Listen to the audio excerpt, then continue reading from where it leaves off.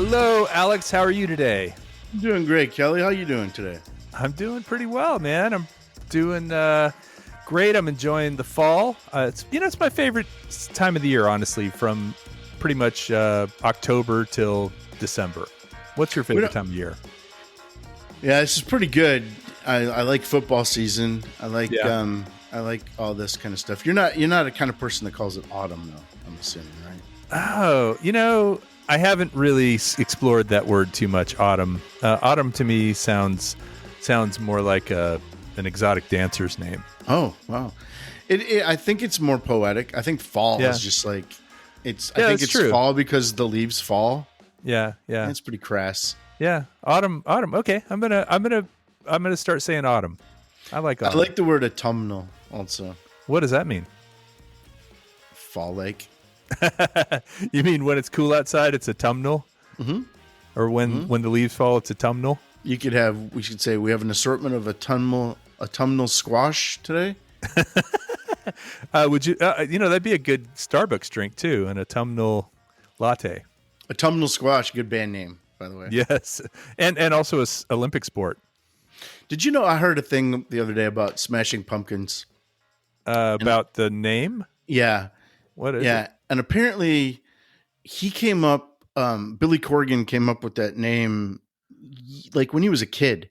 It's like, if I ever have a band, I'm going to call it Smashing Pumpkins, because it like means, like in his mind, it was like from the Violence British, like the British, like, oh, these are smashing pumpkins, like smashing meaning good, but also that it is like a violent activity that people do at Halloween, right? Okay, I hadn't really thought of smashing as in handsome, but so even before he ever knew how to play an instrument, he would tell people, if I ever have a band, I'm going to call it Smashing Pumpkins. Then when he was like in high school, he would meet girls and he would tell them he was in a band called Smashing Pumpkins, even though it was a lie. He wouldn't have a band.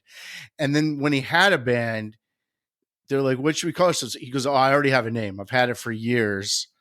Apparently this thing had lived like for 10 years before he actually started the band. It was non-negotiable at that point. It was going to be Smashing Pumpkins no matter what. And I think in the history of the band, that's what ended up happening, was everything was non-negotiable on somebody's end. Yeah, I have heard that about him as well. But wow, and he ended up with a shaved head and looked a little bit like a pumpkin. So yeah, exactly, kind of came to fruition. But we're not here to talk about Billy Corgan. He's very much alive. He is alive. I want to talk to you about somebody from kind of your neck of the woods. You ever heard of Hot Wells? Hot Wells. Hot Wells in a place in Harris County. Yeah. Oh, Hot Wells. No, I haven't. Yeah. Is that like a hot springs kind of place? So it's interesting. Hot Wells was discovered in 1904. It was a hot spring. It was a mineral hot spring where for a while there was a sanitarium, there was a hotel. There were swimming pools with mineral waters in them. They would have bingo nights. It was kind of a resort for rich Houstonians. You ever heard of it? No. When I lived in Georgia, there was a place called Warm Springs. It's pretty famous. Okay. Kind of like that. That's where FDR used to go. Well, Texas has to take it to the next level. Hot Wells is Warm Springs. That sounds like somebody who's been lying on the bed and you get in after them. The springs are still warm. But I mention all this because our topic for today was born in 1918 in Hot Springs in Harris County, Texas. I don't even know if it was incorporated. I'm sorry, Hot Wells. Okay. Hot Wells in Harris County, Texas, in 1918, May 12th. And by the way, I will tell you that the area where this artesian hot spring mineral water was and where this resort was, in 1973, it became a shooting range. And then there was an accidental fatal shooting there in 2017. The place was closed, but the land is for sale today. You could buy it. You could buy this place that used to be Hot Wells. What part of town is it in? It's across 290 from the Compact campus. Okay. Or HP, I guess now. Yeah, from the old Compact Cactus. Did not know. No. Have you heard of it before this? No. Little secret. Let's buy it. Let's make it the Dirt Nap City Motel. That's right. That's right. We could find that spring and open that back up, and it could be like a wellness center. So it keeps you out of Dirt Nap City while you learn about Dirt Nap City. Would you go to a wellness center called Dirt Nap City? Oh yeah, Oh, you would. 100%. Oh yes, yes. That sounds amazing to me. Actually, I would expect to be able to take a nice warm nap in some warm dirt. Mud bath. Have you ever? I had this experience one time where we were hiking in this place where you had to go across some water, and the water was very cold. It was in, where was this? Oh, it was in Utah. It was called. It was near Angel's Landing, near Zion National Park, and this hike took you through these places where you had to cross through the water. The water was extremely cold. Probably in the 40s, maybe 30s. I mean, it's mountain water runoff or coming up from springs. It's all in the shade. But then when you got out there, the shore was sandy, and you could lay down in that sand, which had been in the sun. And I don't know, man, if you've never rolled around in hot sand after being in cold water, it's pretty amazing. Really? But then the problem is you're covered in hot sand. So yeah, I was going to say, and then the only way to get off is to go into the to get back in the cold water. Yeah, it's a vicious cycle. But it is. But all of that said, our hero for this story was born in Hot Wells, Harris County, Texas, in 1918. She became a pretty famous native son through her business that she opened. Now, native daughter of the Houston area. By opening a business, and her business was designed by design. It was made to empower women to do better in business. She had been passed up for some promotions for the company she worked at, and she decided she was going to start a company that rewarded women and favored women. As a matter of fact, at the time of her death, this business was worth $1.2 billion, or that's how much they had in sales. And they had over 800,000 salespeople. Well, and then you must be talking about Mary Kay. Yes. Mary Kay Cosmetics. I am talking about her last name, Mary Kay. Her last name was Cosmetics. Very convenient. Her last name was actually Ash, but she was married. She was actually born Mary Catherine Wagner, and she was born in, as I said, in Hot Wells, Texas. And her mother was a nurse. Her father, a guy named Edward Alexander, he got polio and couldn't work. So her mother supported the family by cooking at a restaurant. Her mother was also a nurse. Her mother did many jobs and worked very hard, and was kind of Mary Kay's inspiration, seeing her mother do so many things and try so many things and yet still keep the family all together. She thought that was a really powerful situation. I mean, a lot of people who live in non-traditional families, I think, have different kind of role models in their lives, right? Mm-hmm. And she saw her mother as the breadwinner, and her father was still alive at that time, but she saw her mother as the breadwinner and the one really keeping it together. And that had to be very inspiring for her. Yeah. Wow. Yeah. I didn't know she was from Houston. I always thought she was from Dallas. Well, we'll get to the Dallas connection in just a minute, but she got married at the age of 17, and she had 3 children with her first husband. Her first husband was named Ben Rogers, and so she had Ben Jr., Marilyn, and Richard. And her husband went off to World War II, and while her husband was at World War II, Mary Kay took a job as a door-to-door salesman selling books, or saleswoman selling books. Her husband returned in 1945, and it didn't work out. They got divorced pretty shortly thereafter. And so at that point, Mary Kay was working for a company called Stanley Home Products. Now, have you ever heard of Stanley Home Products? Is that the Stanley Steamer people? Oh, no, Different. Stanley Home Products sold brushes, mostly like household cleaning brushes, but also cleaning products, kind of like today you might have Clorox or Windex or, degreaser, oven cleaner, whatever. They sold early versions of that. It was started in 1931. And Mary Kay was a very successful person selling this stuff door to door. She would go She would go door to door selling these Stanley products. Now, interestingly, now today we think about Stanley as Stanley Tools, Mhm. and they are part of the same company, but Stanley Home Products is like a division, because today I think it's all owned by Black and Decker. Oh wow, you'd think that Stanley Steamer is closer to what they do than the tools. Yeah, yeah. Well, the Stanley's. I don't think the Stanley Steamer had anything to do with this. I think that was more based on the invention of the person that invented it, but I'm not 100% sure. And that But might have been in Cleveland anyways. because of the Cleveland Steamer. um, she worked for Stanley Home Products. She trained men. She was very good at it, and so they would send new hires. And she was one of the few women working there. They would send new hires to her to get trained, and she would train them, and then immediately they would get promoted beyond her level. They get paid more than her. And you know what the company would say when they passed her by for a promotion or a raise? What'd they say? They would say, "Oh yeah, but he's got a family to support." Oh yeah. Yeah.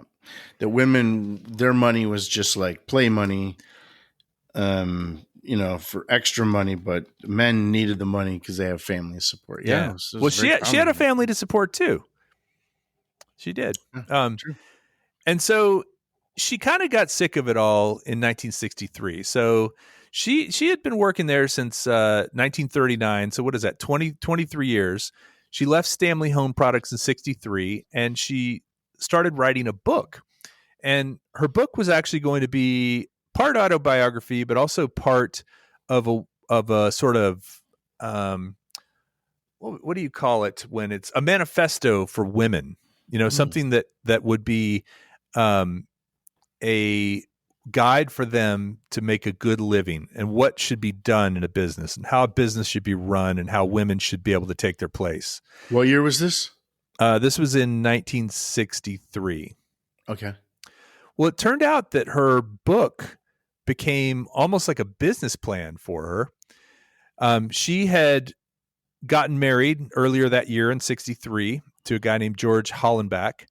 And the two of them came up with this idea to start something that she was passionate about and run a business based on the ideals of her book. And they were going to call it Mary Kay Cosmetics. Well, unfortunately, her new husband, her second husband, George Hollenbach, died of a heart attack right when the business was taking off.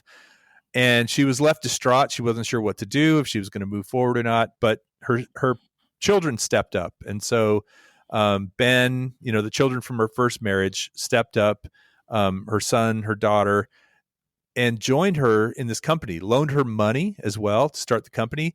And this is where the Dallas connection comes in. They actually started a storefront in Dallas in a 500 square foot space, pretty small space. And they signed up saleswomen to help sell Beauty by Mary Kay. And that was the first name of the store. So had you heard of Beauty by Mary Kay or just Mary Kay Cosmetics? Yeah, probably just the cosmetics. But who was manufacturing this stuff? Would they just buy it from people that already were making cosmetics? She got some deals with wholesalers. She would buy from wholesalers, and she would, she was a very made up, always well dressed, always had her hair done, always had her makeup just right. So she was pretty familiar with the makeup world and had done some research and was able to get some wholesale products to sell in this Beauty by Mary Kay. Now, I don't think the original Beauty by Mary Kay products were custom made. I think she was reselling existing brands, L'Oreal or Avon or whatever. Oh, okay. Yeah. And I was going to ask about Avon, because Avon was also, I think, not sold in stores. Right. Very popular back in the 60s and 70s. It would have like Avon parties. Well, it's funny you mentioned that, because actually Stanley Home Products would have those kind of house parties where they would bring in people, friends and such, to sell them these cleaning products and brushes. Tupperware was another one. And if you remember Amway? Absolutely. Yeah. That was their model, right? Amway, Herbalife. Do you remember Herbalife? Of course, yeah. That was a health product. Well, these were all early original MLM companies. Are you familiar with MLM? Yep. Multi-level marketing. Yep. And Mary Kay decided, the business with Beauty by Mary Kay, the storefront was doing well. She had salespeople there, but she thought she could reach a lot more people by taking on that same business model that Avon had and Tupperware and Amway had, and have these parties. Now, her family was all for it. They started doing this. They recruited women. They started getting their own line of cosmetics at this time. This is when they switched from reselling other people's stuff to selling their own branded stuff. But she was always kind of careful about not wanting it to seem like what they called a pyramid scheme. Mm-hmm. Now, you've heard of MLM and you've heard of a pyramid scheme, and I think a lot of people think they're the same thing. And there's some similarities, but do you kind of understand any of the differences? A pyramid scheme, though, isn't that designed where somebody gets screwed, right? Like that. Yes. You bring in, when you bring in people, you get paid, but eventually it gets saturated and somebody gets left holding the bag at the bottom, right? So that's exactly right. So a pyramid scheme had to do with recruiting. It was all about bringing in new people under your team and then them bringing in new people. And you just kind of rose up on this pyramid of people higher and higher. And as you rose up higher and higher, you were making money off of everyone below you, plus everyone below them. Right. So that was one thing. Mary Kay did allow you to have a team and to bring in other independent sales agents. And by the way, these Mary Kay cosmetics people, when I said 800,000 salespeople, that wasn't employees. These were 800,000 independent contractors, basically. Yeah, your neighbors. Yeah, your friends, your neighbors, your family, whoever's going to work on it. A pyramid scheme also tended to be a little bit more unrealistic with their promises. They'd say, "Oh, look, you can get rich right away," and most people didn't. A pyramid scheme also required mandatory purchases, which meant you had to buy the inventory, and then the inventory could be sold or it could not be sold, but you've already bought it from the company. The company's already made their money, and you're dependent on selling it. And also, pyramid schemes didn't always have a great product to sell. That would be more of something where they were selling something a little more abstract, and you couldn't necessarily just sell the product, which you could with Mary Kay. So all of this said, Mary Kay really didn't like that idea of a pyramid scheme, but she liked the idea of building a team, empowering women. And the multi-level marketing thing, I think, had less of a dirty reputation than it has today. I think pyramid schemes are illegal too, right? They are, yes. A pyramid scheme. They probably weren't back then, but they are now. I think they have been since the 70s or maybe the 80s because of a lot of whistleblowing and such. But yeah, Mary Kay, she really, from everything I read about her, and there, I will say, if you Google Mary Kay cosmetics or Mary Kay experience or what's it like to work for Mary Kay, you get both sides of the coin. You get a lot of people who felt like she was a great woman who was trying to do things to empower women and to, give people the opportunity to build their own business. But you also get a lot of people that say it's a ripoff. They don't give you what they promised. I personally don't like the model, the multi-level marketing model. It's uncomfortable, right? Well, I just don't like when the boundaries between friends and business get blurred. And I know that when I was growing up, I remember my parents actually lost friends over this, that people they would consider friends, turns out they just were trying to sell them some Amway. Right. Yeah. And then you wonder oh, did they invite us out because they like us or because, every time you go out, they're trying to sell us something, and is that genuine? And so I grew up with those questions floating around our house. Yeah. So it actually kind of repulses me, that model, but I see why it's exciting for someone who, maybe is a stay-at-home mom and can make kind of income by just hosting parties with their friends. Yeah. In a low stress situation. But, the ones that make it to the very top, I mean, they must put some kind of pressure on a lot of people. Yeah. They aren't afraid. I do think there's personalities that are not afraid to ask and not afraid to put other people out or to be rejected by their friends or whatever. And then there's personalities that just don't like the uncomfortableness of that, the awkwardness of it. I'd fall into the second category. Like even asking you to do this podcast with me, I remember being like, oh man, it's going to be, he's going to have to do research and it's going to be some work. I don't know if I'm comfortable asking, but Really, wow. No, but I like that. I like to hear that you're like that, because then it makes every interaction like genuine, and you're not worried about somebody is like, oh, what are they going to ask of you? yeah. Well, I would hope you would know that about me after Right. 40 years or whatever it's been. But I've seen people like at reunions, or you haven't seen in years, and they're trying to sell you some insurance or something like. Yeah, it's like, oh man, I thought we knew each other better than that, or different than that. I don't know. Yeah, yeah. Mary Kay is she had 3 principles for the company. They've kind of adjusted these a little bit, but her principles were God first, family second, career third. Okay, wow, that's amazing was she a billionaire to say? 100 millionaire. Yeah. She had like $98 million when she died. But yeah, God first, family second, career third. She also though did say, and she was a pretty religious woman. She did say that she wanted her agents, her representatives, her employees, the people that worked for her company to be successful. I think she genuinely did. Mary Kay, so you asked about Avon earlier. So first of all, Avon is in bankruptcy. I don't know if you know about that. Currently. Yes. Yeah, well, that doesn't surprise me. I haven't heard from them in a long time. They still have some essence. They're still owned by, there's parts of them that are owned by a investment company, and there's parts in like different countries and continents where Avon still is a thing, but the traditional Avon US is in bankruptcy. They also were sued because some of their products were shown to give cancer, and so there was some lawsuits that cost them a lot of money. But we're not talking about Avon. But we are going to say that Mary Kay Cosmetics, do you think they were more expensive or cheaper than Avon based on your perception of the brand? More expensive. Yes.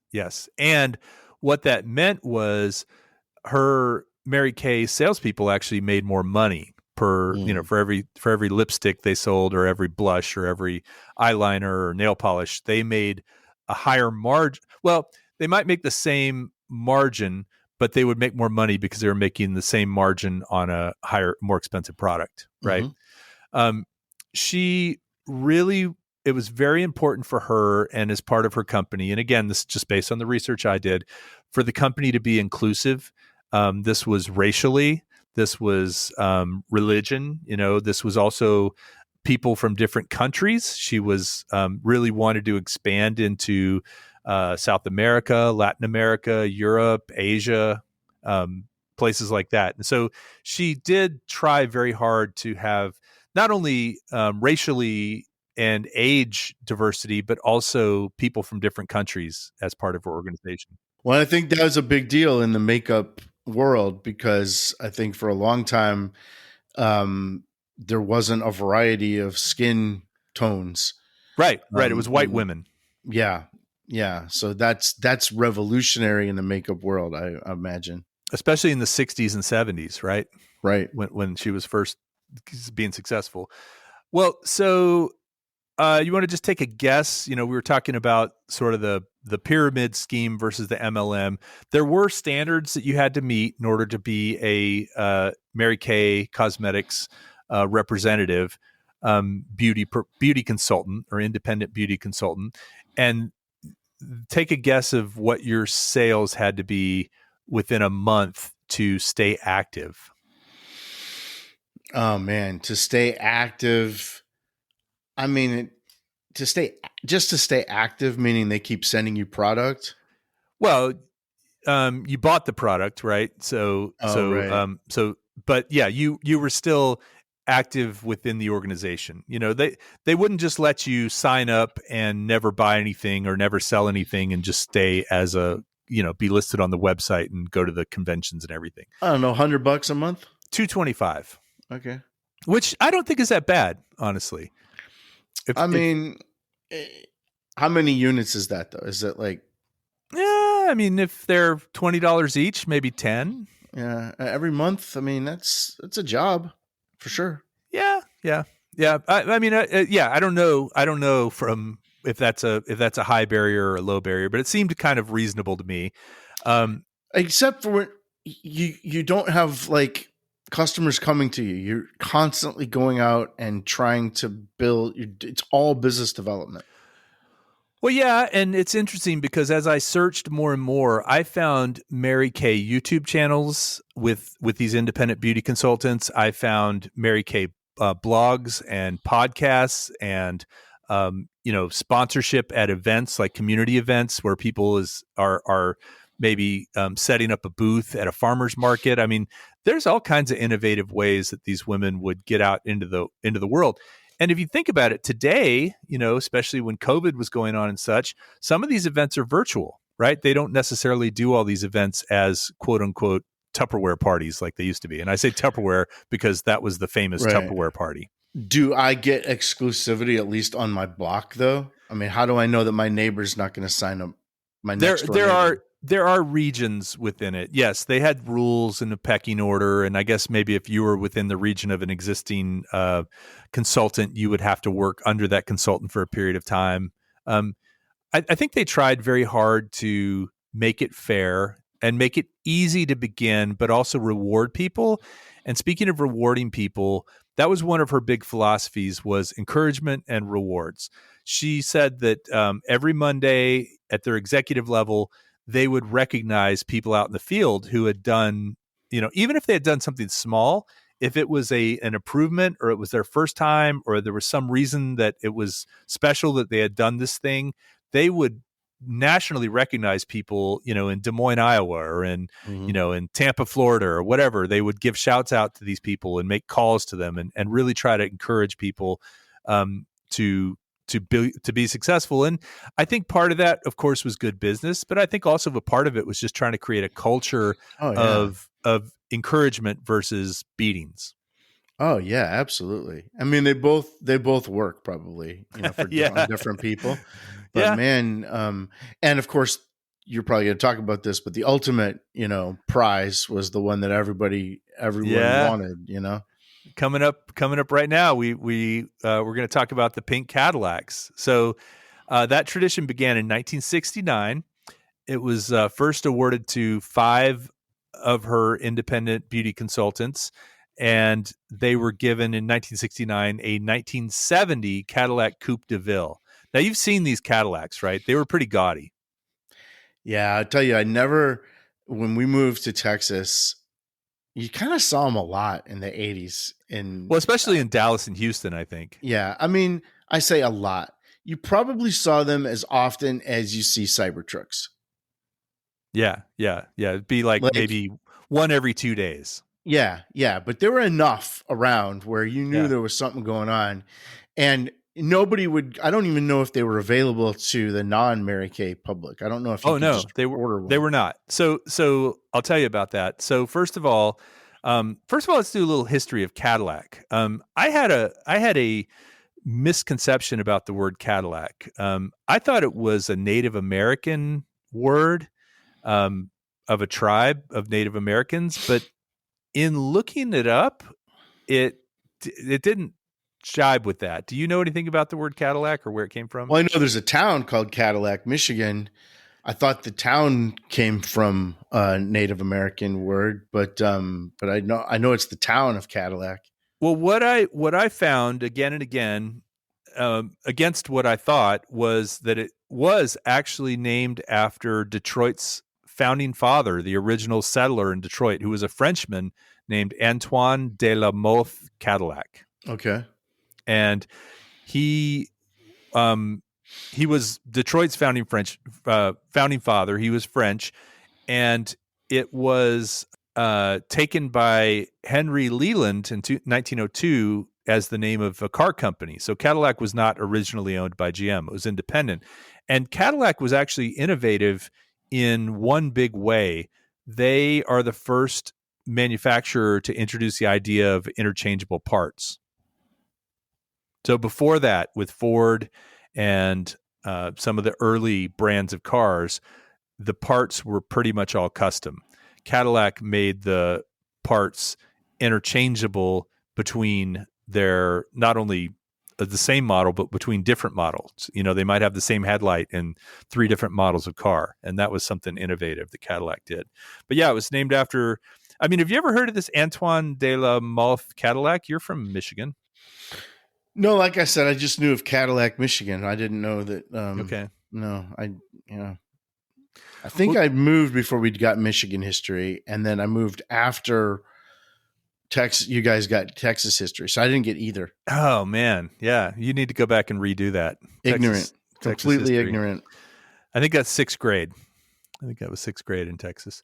So the color of the pink actually was a makeup color that that Mary Kay had called Mountain Laurel. So that pink color was a makeup color for blush that came in one of the Mary Kay compacts, and she liked it so much that she got her own Cadillac painted that color in 1967, and that's when she decided that this would be a statement piece for her top people.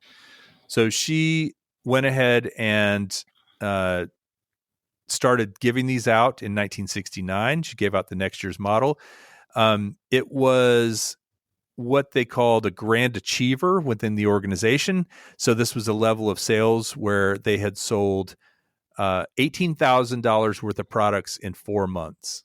And let's just say too, on Cadillacs in the 1960s, there weren't a lot of people running around in foreign cars. No, Cadillacs were more common. They were there was no Lexus or Acura. No, and there was Cadillac was the luxury car. Yeah, definitely. And so if you were driving around in a Cadillac, that means that you made it. Yep. And the 67 Cadillac that you mentioned, that was the one she had. That's iconic, right? That's the one that you think of when you think of, the Cadillac, the Coupe de Ville. Oh yeah.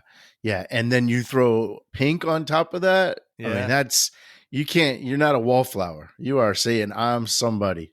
And these folks, I think, appreciated that. It's said that most of them would take the Cadillac, but you could also take a cash prize if you wanted. You didn't have to take the car. It was a 2-year lease that the cars would be leased for, and then I guess if you didn't want to keep the car, you gave it back. But if you did want to keep it, you actually had to buy it or buy out the lease. So have you ever been to the Cadillac Ranch in Amarillo, where they're all dug in? Yeah. No, I haven't. Is it just like 10 of them or something, or is it hundreds? I don't know. I've never been out there, and but I don't know. I wonder if any of them are pink. Like a Mary Kay with its nose in the dirt. If people don't know what we're talking about, it's this area where these Cadillacs are half buried, right? And the front end or the back end is sticking up out of the ground. Mm-hmm. I wonder what became of all those pink Cadillacs. I mean, they couldn't just be all just demolished. No. So as I was looking this stuff up, there's a lot of them for sale on eBay. You can buy them. Yeah. You could definitely get one today if you wanted to with enough money. So if you worked for a company that gave you a gaudy car as a reward for doing such a great job, would you drive it? Would you take it? Yeah. I think that's the appeal. I mean, if I worked for Mary Kay and everybody knew that was a symbol of success, top of the line. Yeah. Of course I would drive that. And I think it attracted the type of person that would drive a pink Cadillac. Like that's yeah. Well, I mean, again, it was the color was inspired by a makeup color, right? So what did they have to achieve to get that Cadillac? $18,000 of sales in 4 months. And they had to maintain a certain amount for a certain period of time after that. But there was a limit to how much they could actually put in of their own money. So meaning $18,000 worth of sales, you had to have, I guess maybe it was 14,000 that was actually sold, and then another 4,000 that you bought with inventory or something like that. And the Cadillac itself probably cost 25,000 or Yeah. 20,000 at Yeah. the time. So, I Yeah. mean, you're practically buying the car anyways. It Yeah. might have cost 18,000 for all we know. Yeah. Yeah. This was the 60s. So Maybe 70s. it was 18,000. Maybe that's the cost of the car. Right. We're just going to make it that. And, but you got to keep the money and the car in that case, right? Yeah. No, I would definitely drive that. I think it'd be cool to drive today. I think it'd be cool to drive. It would be a statement. It would be a statement. The DNC mobile. So she, as I said, she had these quotes, and she was pretty well known for being very involved and being very encouraging.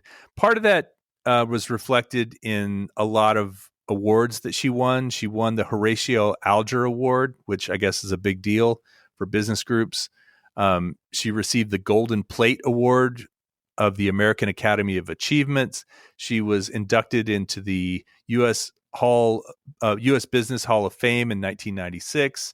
She also had some charitable organizations, and two of them were very much directed at women. One was for domestic violence. It was not for it. It was against it. One was to fight domestic violence, and one was to do research and find a cure for cancer that affected women. What year did she die? So she died in 2001. She was the chairman of Mary Kay Cosmetics until 1987, and she was named chairman emeritus after that. So I guess she kind of had the honorarium for a long time. And then her son, Richard, took over the company, and now her grandson is the CEO of Mary Kay. Men. They're in 37 countries, and they have a annual sales. Now, this was actually when she died in 2001, they were in 37 countries, 800,000 representatives, and annual sales of 200 million. They had some trouble in the 80s. They they had actually taken the company public in 1968, made her very wealthy, but then they took it private again in 1985 so that they could have more control over it. Dell just did that a couple of years ago. Dell was public and then went private again. So I guess that's a way, through a leveraged buyout, you go back and buy a majority of the shares, and then you can do what you want without having to worry about what Wall Street thinks. So I got to go into her office about 25 years ago. In Houston or in Dallas? In Irving, Texas. Irving, Texas. Okay. And it was right next. You remember the old Cowboy Stadium? Oh, yeah. Yeah. That was in Irving, Texas. Yeah. And this office was right next to that. Okay. And in fact, they were like, do you want to see her office? Do you want to see? So I got to go into her office. And she had Bibles. She had a gold toilet. Really? And it was like really gold. Like, I mean, it could have been gold plated or solid gold. Yeah. I don't know, but it was really gold. Like, it wasn't just like copper or brass. Not spray painted. It was definitely gold. And it overlooked the stadium. Like, you could see, it was high enough up where you could see into the hole in the roof of the stadium. Was it a working toilet? Yes. Yeah. It wasn't a pretend toilet. Okay. And the reason I asked you when she died was because I think it was right around that. I was like maybe 1999, 2000, maybe 2001. I don't know. It was right in that time frame. But when you say Mary Kay, that's the first thing I think of is that gold toilet that she had, which you love to hear, right? Like, you'd be disappointed if she didn't have a gold toilet, right? Well, in my research, I did not hear about the gold toilet in her office, but I did hear that her office is exactly as she left it, is what they say, right? Was that your experience? Did it look like it had been pretty much somebody was working there? Yeah, see, I don't know if that was. I mean, it was the end of her life, Why and why she were was you in Mary probably. Kay's office? What was that all about? Don't worry about that. Okay. All right. A little mystery. I'm Are not going to give away all my secrets here. are you sure this isn't just a fever dream that you had, or it's kind of like when I thought I rode on the Goodyear blimp? Did I really do that? I don't have. It's very similar to that story. I Do you barely have remember it. pictures? Do you have pictures of I do yourself in not. Mary? So this would Well, have been before camera phones. I okay. would There have were definitely taken cameras a though. picture. Yeah, definitely. But I didn't walk around with one. Did you have a Um, sketchbook, a notepad, anything? it's so much like your Goodyear Blib story, really, because Yeah, it's something yeah. I vaguely remember, but I kind of remember that it happened, but to the extent it did happen, I totally remember the gold The toilet. gold toilet. Yeah. Wow. But I don't Well, think it was a dream. she died November 22nd, 2001, and she is buried in Memorial Park Cemetery, Sparkman Hillcrest in Dallas. So we could potentially go see her grave if we wanted Mm-hmm. to. We could. Add it to the list. Yeah, yeah. There's about 120 graves. Well, some of them might be hard to find, but some of them would be pretty easy. But yeah, what do you think? I mean, I think I have a lot more respect for her after doing a little research as far as her motivation to create opportunities for women. However, that turned out, and I know there's always going to be people in your organization that feel like they've been treated unfairly, and there are going to be people who were treated unfairly. You know, where that's not untrue, but I do think that ultimately her goal to make a better workplace for the woman and opportunities for independent contractors to have their own businesses. I think it was a pretty noble goal. What do you Well, think? I think too, and with that business model, I think they kind of pitch it as, and this is practically passive income. You barely have to do anything. You just sell to your friends. But that's not how you make the big money, right? In order to make the big money and get the Cadillac, you have to treat it like any other job. And you probably have to work 40 to 60 hours a week, and you probably have to keep spreadsheets, and you probably have to hustle and do your business development. And you could make good money doing it, but then it's like any other job, you know? You're probably what they sell you is the promise that if you do this the right way, possibilities are unlimited. And that's the problem with a lot of these marketing organizations, is that technically that is true, but you're basically working harder than you would in a traditional job in order to get there. But all those people are legit. I mean, they're not made up, they're real people. But that's the same with real estate. That's the same with Herbalife and all this stuff. I mean, it's Podcasting. yeah. I mean, you can work like crazy, man, but the big money comes to those who work the hardest at that marketing What stuff. what what season are we on in our podcast? Is this season 3? This is season 4. Is it? Yeah. And how many years is it going to take for us to make a dime? Well, we put it all back into the show, We do. We put so we don't we we don't put spend it it. all is zero at this point. So No, that's not true. We have Patreon.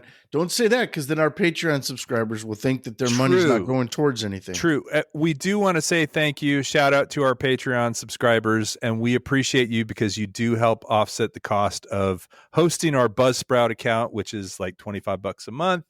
And we are going to get t-shirts made. I'll say it right here in front of everyone. If you're a fan of the show, email us, not at Dirtnap City. Let us know how much you're a fan, and maybe, just maybe, especially if you're a Patreon supporter too, you'll get a t-shirt. So let me look something up real quick. So $18,000 in 2025 money. $18,000 1969 to 2025.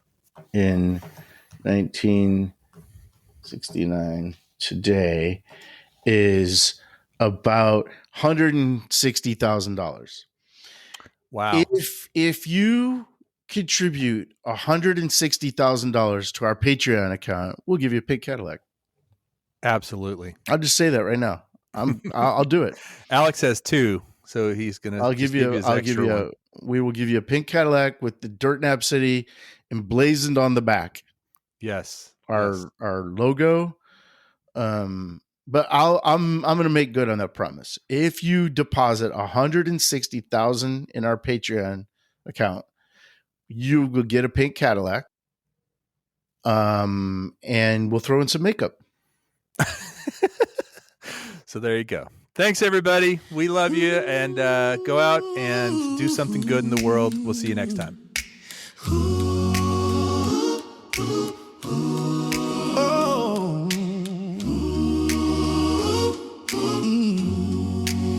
She walked the plains of Texas wide with a dream so big it touched the sky. A sparkle in her eye, a fire in her soul. She built a kingdom out of pink and gold. Oh, Mary Kay, you paved the way. With love and grace, you lit the day. Pink Cadillacs rolling down the street. You made the world more beautiful, so sweet.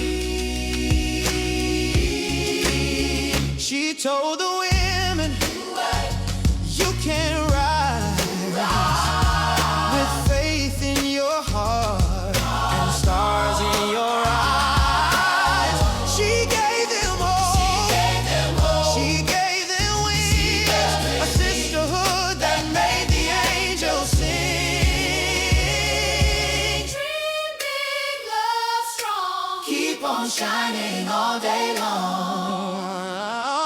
Oh, Mary Kay, you paved the way. Your love and grace, you lit the day.